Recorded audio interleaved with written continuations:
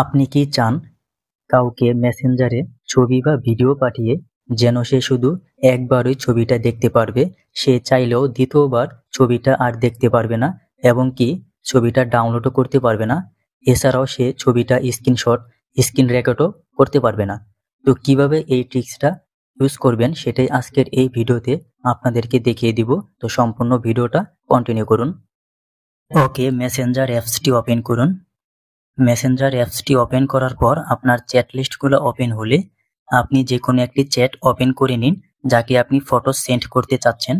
আর আপনি যাকে photo send করতে চাচ্ছেন, আপনি চাচ্ছেন সে যেন আপনার ফটোটা জাস্ট একবার দেখতে পারবে, দ্বিতীয়বার সে যেন আর আপনার ফটো না দেখতে পারে এবং সে যেন আপনার ফটো ডাউনলোডও না করতে পারে, এছাড়াও সে যেন আপনার ফটোর স্ক্রিনশট কিংবা স্ক্রিন রেকর্ডও করতে না পারে।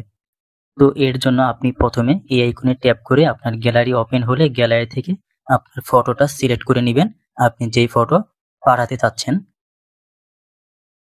ওকে, ফটো সিলেক্ট করা হয়ে গেলে এরপর এখান থেকে এডিট এই অপশনে ট্যাপ করুন।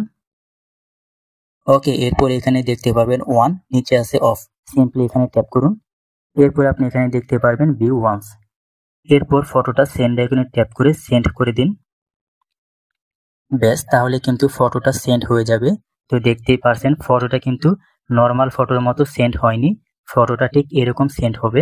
এরপর সে যখন এই ফটোর উপর ট্যাপ করবে, সে জাস্ট এই ফটোটা একবার দেখতে পারবে, দ্বিতীয়বার সে আর এই ফটোটা দেখতে পারবে না।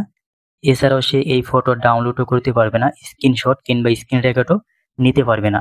তো আপনার ছবি থাকছে নিরাপদ, আপনার ছবির প্রাইভেসি ঠিক থাকতেছে। সো গাইস, এই ছিল আজকের ভিডিওতে। ভিডিও ভালো লাগলে আমাদের চ্যানেলটিকে সাবস্ক্রাইব করে পাশে আসা বেল আইকনটি প্রেস করে রাখতে পারেন। তো দেখা হচ্ছে খুব শীঘ্রই নতুন ভিডিওতে।